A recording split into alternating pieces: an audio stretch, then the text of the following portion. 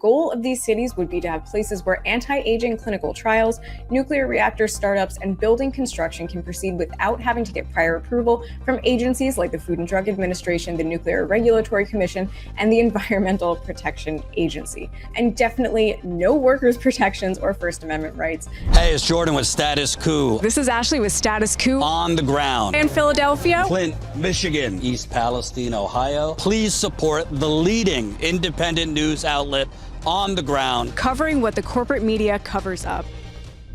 Hey, this is Ashley Bishop with Status Coup.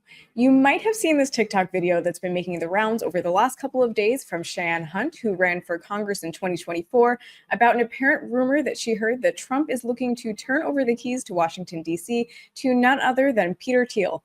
And while this is a rumor, there are similar efforts to establish what are called freedom cities in the U.S. So before I go on, let me play this video from Cheyenne's TikTok for you. I work in politics, and I just got back from a trip in Washington, D.C., and I want to tell you the absolutely unhinged rumor I heard from current and former federal workers and people on Capitol Hill about what Donald Trump is about to do next. Because if it's true, it will alter the course of American history forever. I want to preface this by saying I'm not a journalist. What I'm about to share with you is just a rumor, though I did hear it from multiple people who do not know each other from multiple areas of the federal government. So with all those disclaimers, I'm going to share this with you anyway because I think you deserve to know.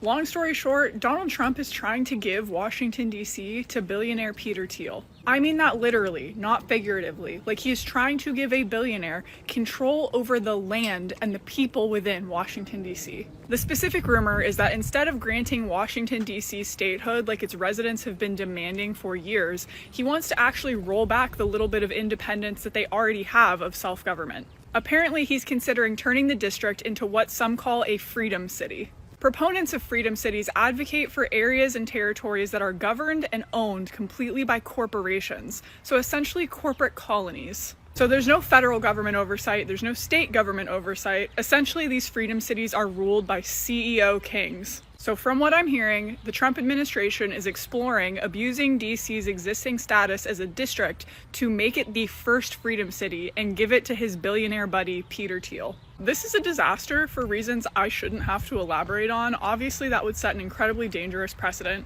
It's hugely symbolic to give the area where the federal government runs to a billionaire. We're really talking about a new era of colonization rooted in techno-fascism. And while this particular rumor is new, Trump's association with people who lobby for the creation of freedom cities is well known, and they were at his inauguration. I know it sounds far-fetched, but we really should start fighting against this now before it becomes a reality.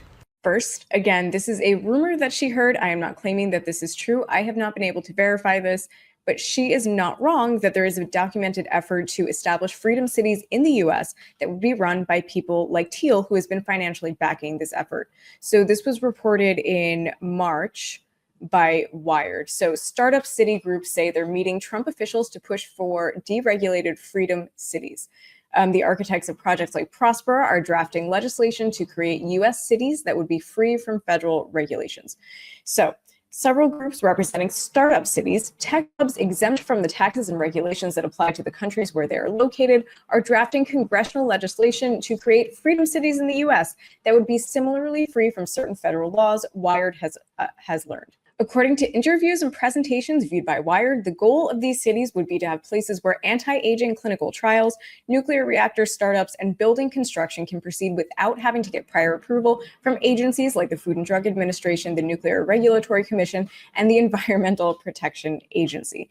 So these would be totally unregulated cities set up for corporations to basically do whatever they wanted. No environmental regulation, no AI regulation, no regulation as far as energy projects like nuclear, no regulation as far as testing new anti-aging technology or pharmaceuticals on humans, and definitely no workers' protections or First Amendment rights, as if the US isn't already a playground for corporations to do whatever they wanted.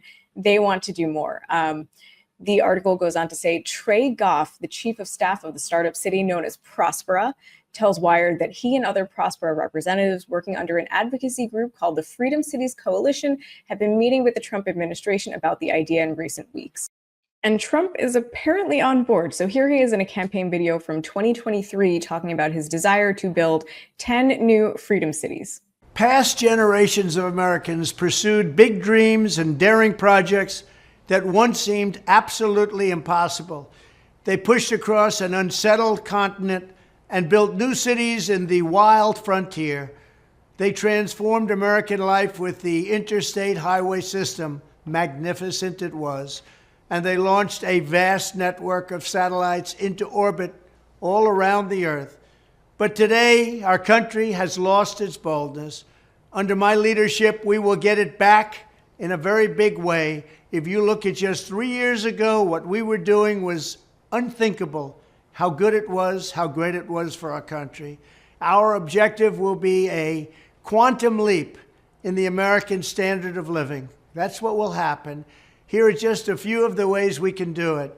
Almost 1/3 of the landmass of the United States is owned by the federal government, with just a very, very small portion of that land, just a fraction, 1/2 of 1%. Would you believe that? We should hold a contest to charter up to 10 new cities and award them to the best proposals for development.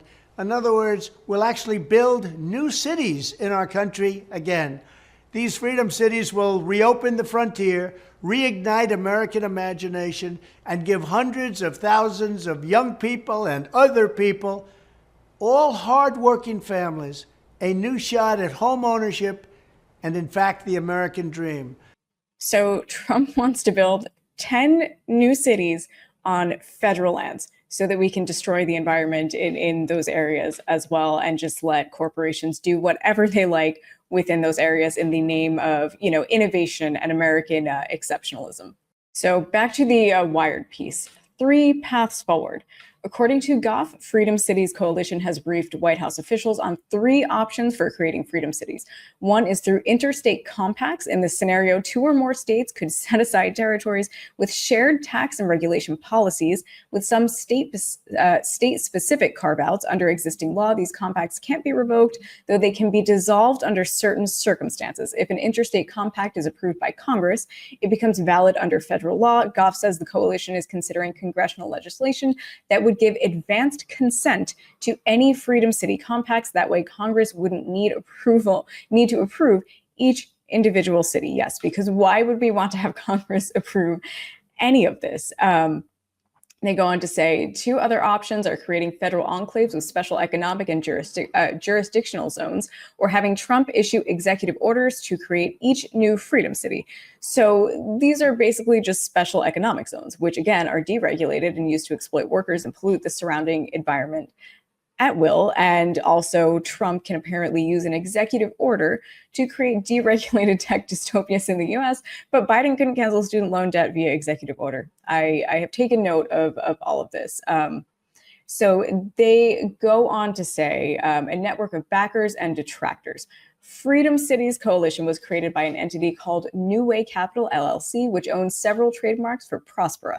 Since opening on the Honduran island of Roatan in 2020, Prospera has been attracting tech workers and startups by promising low taxes, few regulations, and a business-like government that considers its citizens to be akin to customers. Its financiers include Pronomos Capital, a venture capital firm backed by none other than Peter Thiel, and Mark Andreessen, and Coinbase. Startup cities outside the US have largely relied on the creation of special economic zones where the regular rules governing businesses are waived in order to attract foreign investment. The hope, it appears, is to bring a similar model to the US. Again, special economic zones excel in a couple of things, and that's exploiting workers and destroying the environment in developing countries. And they can't wait to bring this extra unaccountable exploitation to the US. Notably, the current government of Honduras considers Prospera and its special economic status to be illegal. The country's previous president, Juan Orlando Hernandez, gave Prospera a permanent charter to operate on its own terms.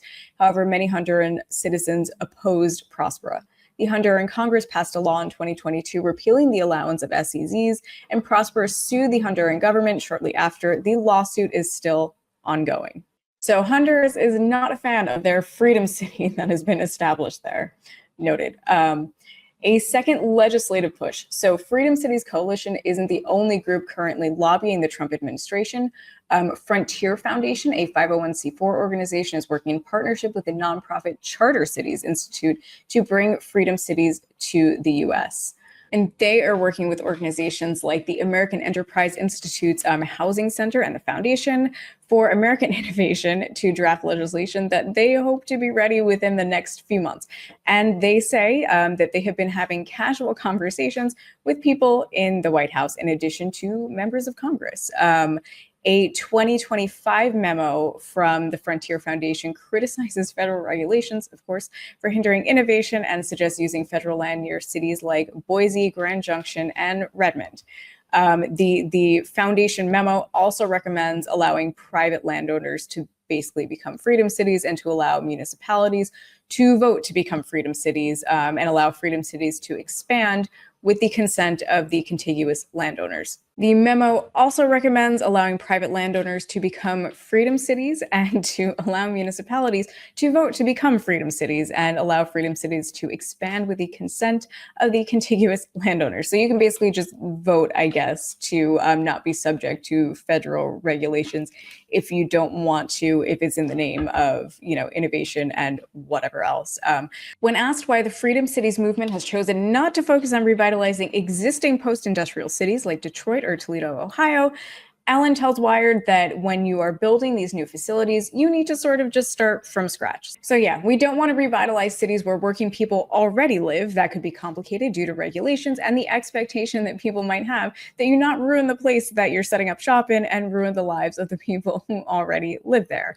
But Gil Duran, a former political consultant and author of the Substack newsletter Nerdreich, warns that building new cities from scratch could have negative consequences. To be outside of the law and above the law, what does that mean for the rest of the country, he asks. It seems like you're going to start hollowing out other places in order to have these places where the rules are suspended and don't apply anymore to certain people. Yes, that is exactly what that sounds like. And the question of what does that mean for the rest of the country, I think, is a very important one. If you have these zones where no rules matter, there's no democracy, there's no workers' rights, there's no environmental regulation, how do you just sort of exempt that area from that and then say, okay, the rest of the country is still subject to this? It does not sound like it works that way. Goff says that unlike Prospero, which has an entirely different tax structure from surrounding Honduras, freedom cities in the US would likely pay a similar amount in state and federal taxes as other American cities. The main difference would be how the cities are regulated. That is still not at all comforting. So the piece goes on to say, under American dynamism, one company that stands to benefit from the rise of freedom cities is MiniCircle, a longevity biotech company focused on developing gene therapies to extend human lifespans. The company's seed funding came from Thiel and OpenAI CEO Sam Altman, and it currently has offices in both Austin, Texas, and Prospera. MiniCircle co-founder Mac Davis is also working with the Frontier Foundation. Davis says that MiniCircle's gene therapy clinical trial on the protein phallostatin, which he claims increases muscle mass without side effects and also has life-extending benefits in mice, was only possible in Prospera, but noted he would like to see that change. I'd like a longevity city where everyone and their dog is on gene therapy, Davis says. That sounds terrifying. It sounds like you are just going to have a city full of people who have been subject to these clinical trials and have a whole host of health issues because of it, and no accountability on the part of the company that is doing this. So you guys get the idea. This is what they're trying to do with these freedom cities. They want to do, have these unregulated zones to develop AI, energy, nuclear, semiconductors, and defense technology. Again, they are looking to set up tech dystopias in the US. And the article finishes by saying, but Duran says that the same deregulation that could be seen as pro-business will likely not favor those outside of Freedom City's ultra-wealthy backers. These are going to be cities without democracy, he claims. These are going to be cities without workers' rights. These are going to be cities where the owners of the city, the corporations, the billionaires, have all the power and everyone else has no power. Yes, and I would agree with him. Because this is the real point of freedom cities, not to give you freedom, but to strip you of it in favor of giving it to the corporations that really run this country. This is just so dystopian. And again, I don't know if the rumor that started this video is true or not, but I can say that based on everything we just ran through, who knows? And the idea of freedom cities is dystopian enough in and of itself. So thank you guys for watching. Please like, follow, and subscribe to Status Coup. And please join us at statuscoup.com/join. And I will see you guys in the next video. Bye.